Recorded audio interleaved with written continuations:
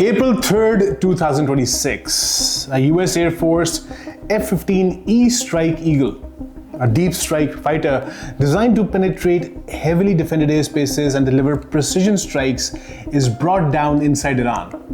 Within hours, the United States launches one of the most complex and intricate combat rescue operations in recent history. F-22 Raptors, each worth over $140 million, move in to dominate the skies. A-10 Thunderbolts, which are built to survive ground fire, are deployed to suppress Iranian positions. HH-60W, Jolly Green 2 helicopters, which are designed for search and rescue, escorted by MH-6 Little Bird helicopters, which are tiny birds for deep penetration in high terrain, very quiet, pushed low into hostile terrain, carrying special operations and forces.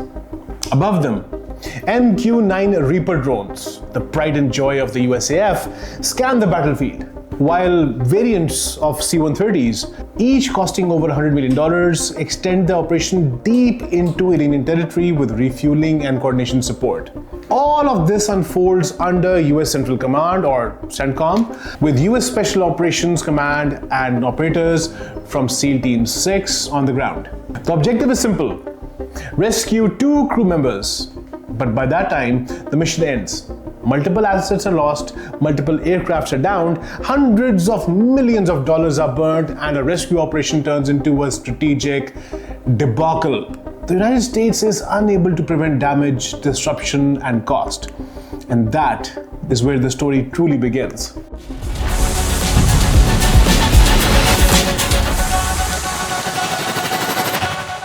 Hello and welcome to today's episode. This is Radar Mode on Pakistan Connect. My name is Qasim. Today we take a deep dive into an operation that on the surface looks like a success, but underneath reveals a very different reality. This was not just a rescue mission, a test of control, and ultimately a test of credibility. The United States entered this operation with the intention of absolute dominance.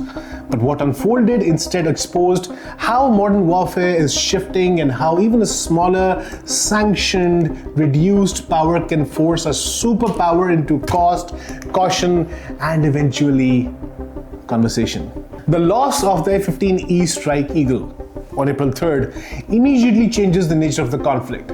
This was not a reconnaissance drone or a low-value asset. This is a frontline strike fighter worth close to $90 million, carrying 2 highly trained professionals. Why does the F-15E carry 2 pilots instead of 1, when more later fighters like the F-35 or F-22, which are much more advanced than the F-15, carry just 1 pilot? Now you have to understand the F-15E is a variant of the F-15 which is specifically designed to deep penetrate and precision strike. Now that workload gets a bit too much at the F-15 for just 1 pilot. So it needs a weapon systems officer, or a WISO, which sits behind the pilot and maintains weapons, targeting, and knowledge of the battle space. The F-15 that got shot down was this particular type, specifically designed for the mission that it was undertaking: deep penetration and precision strikes. Its presence deep inside Iranian territory already raises questions about the nature of the mission, but its shoot down raises even more. Iran's air defense network, often considered limited compared to Western systems, manages to create a window of vulnerability, whether through mobile surface-to-air missiles, short-range systems, or radar deception. The result is the same. A high-value US platform is brought down. We saw this earlier in the damage that was incurred to the A-10 Warthog and multiple F-35 Lightnings. The crew ejects, but survival on the ground becomes a race against time. 1 crew member is recovered quickly, but the second remains in hostile territory for nearly 2 days, navigating terrain while Iranian forces attempt to locate him. The pilot does have a locating beacon, which is an encrypted transmitter constantly communicating to the satellites, showing this location of the downed pilot. The United States is no longer operating offensively, it is reacting. In that reaction, it decides to deploy overwhelming force to ensure that no American is captured or no assets are lost. What follows is not just a rescue, but a demonstration of how the US military builds a no-fail mission. Some would say that this is a sign of how cautious they are trying to be by producing such overwhelming capability to rescue just one pilot. The entire operation is layered to eliminate uncertainty. You have to understand that the US really brought in all their cards in this particular operation. Air dominance is established through F-22 Raptors, ensuring that no Iranian aircraft can challenge the mission. Strike capability is reinforced by F-15E Strike Eagles, ready to neutralize any engaging threats. Close air support, or support which is more closer to the ground and more towards ground assets, is provided by the A-10 Thunderbolt II. This aircraft is specifically designed to protect forces under fire. Flying low and slow, it has incredible capability in terms of armor, how much fire it can take, and also how much punishment it can hand out. On the ground level, the risk increases significantly. HH-60W Jolly Green II helicopters, which are slightly upgraded versions of the Black Hawk, are tasked with the actual extraction, flying low into the contested zones where they are exposed to small arms fire by the militia and the military, and mobile air defenses. MH-6 Little Bird helicopters. Now these are really tiny 4-person helicopters. Some derivatives of this are also being used by the PAF for some training purposes, but these are specially upgraded for search and rescue missions. Now you have to understand that 2 C-130s were a part of this operation, and these 4 helicopters, the Little Birds, were inside the C-130s. The C-130s carried these 4 helicopters onto an improvised landing site, in which further pandemonium ensued. Now these Little Bird helicopters insert themselves with special operation teams, while UH-60 Black Hawks provide additional air support. Above all this, MQ-9 Reaper drones remain constant, circling, surveilling, feeding real-time intelligence into the operation, and just hovering above and making sure they have complete awareness of the battlefield. What makes this mission particularly heavy is the support structure behind it. MC-130J and HC-130J aircraft, which are derivatives of the C-130, something that plays a pretty major part in Pakistani politics. I'm sure every Pakistani knows what a C-130 is. Now these are really upgraded versions of the C-130 for this particular mission role.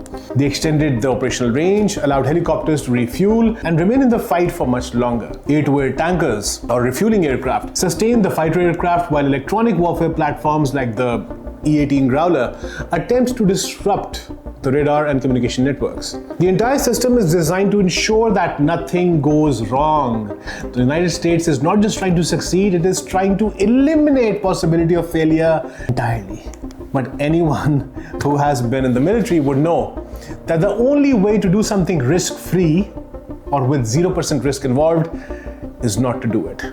Whenever an operation is to be taken place, risk is involved. But this is something that the US forces tried to mitigate completely, and we all know what really happened.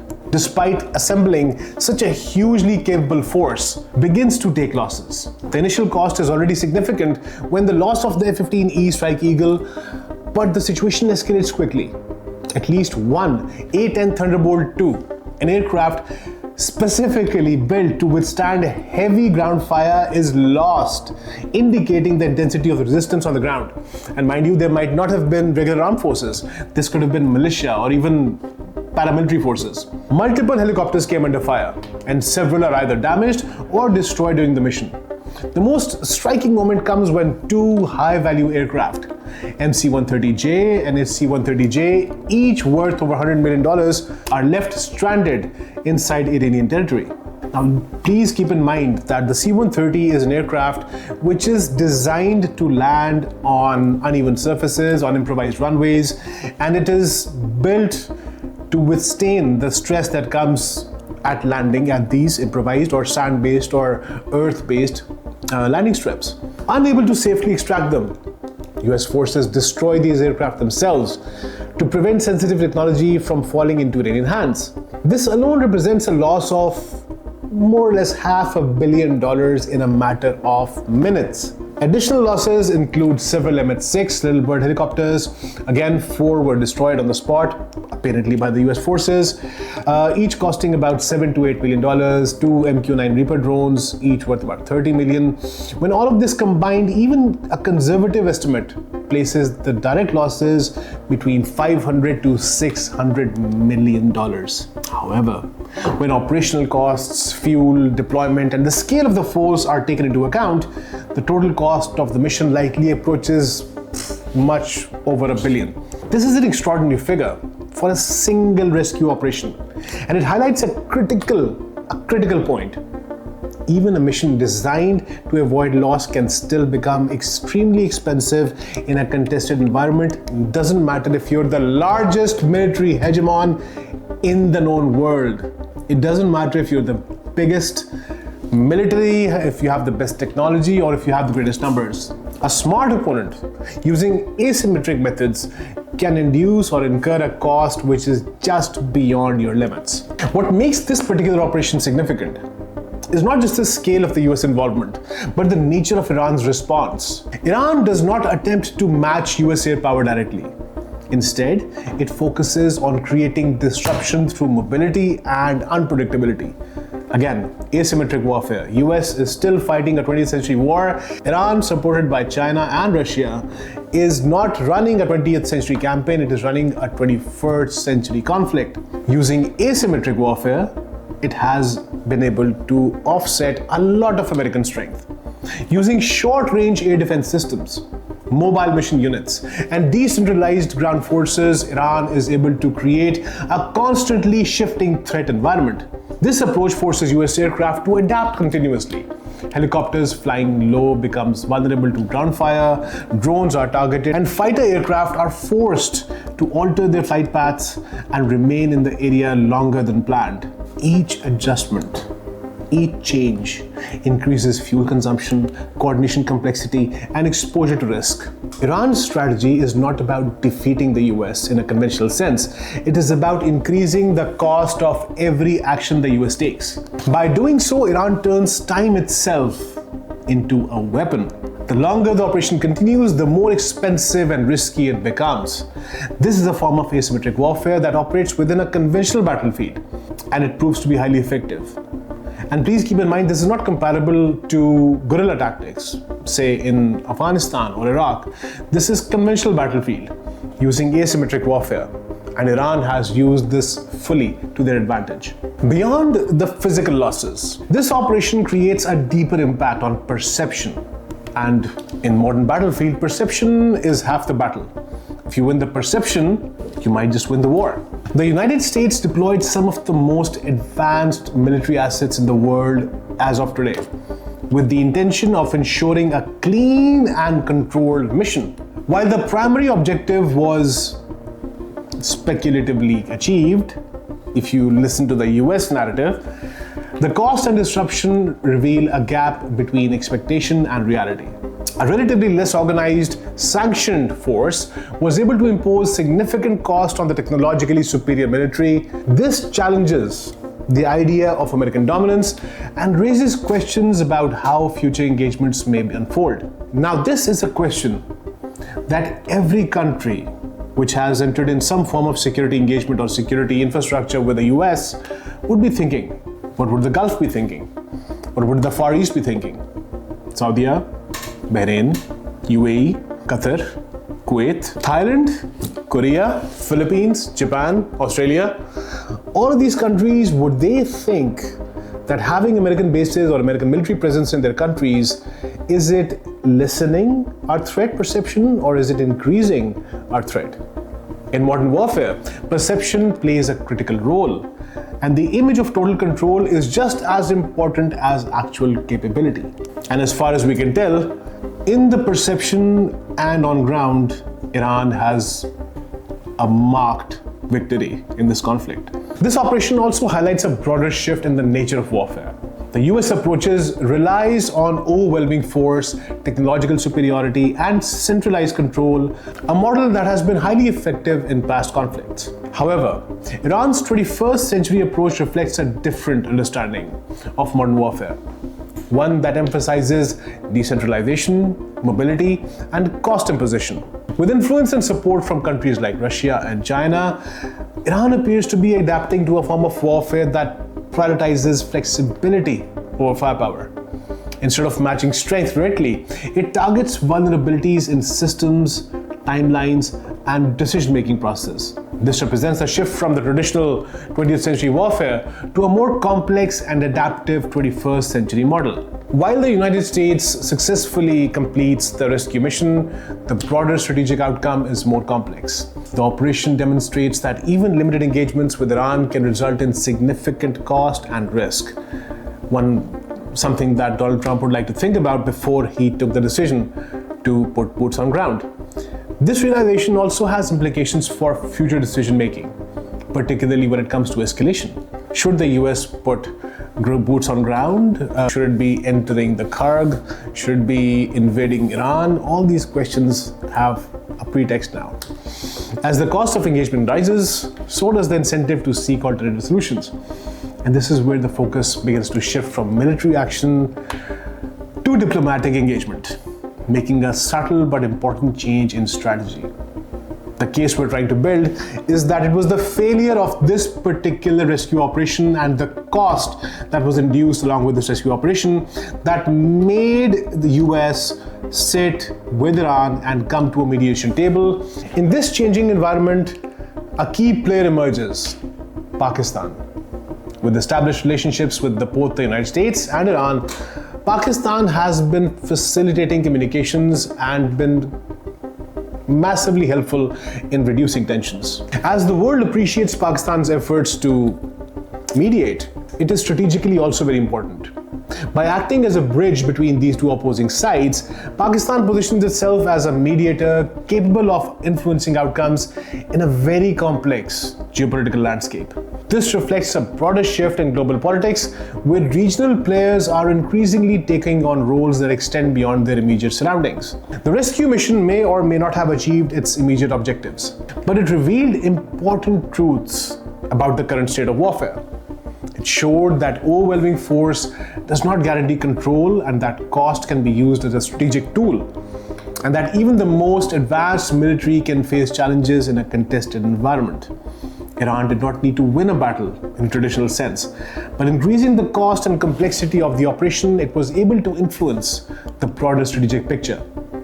In essence, this mission brought the superpower, the military hegemon of the world, the policeman of the world, to a mediating table on Iranian terms. Let that settle in.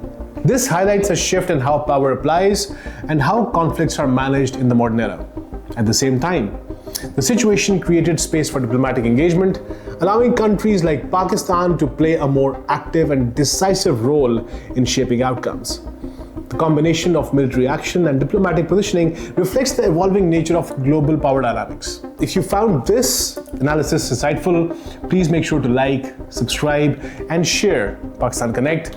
And let me know in your comments, did this mission demonstrate strength or expose vulnerability? My name is Qasim, and you have been watching Radar Mode on Pakistan Connect.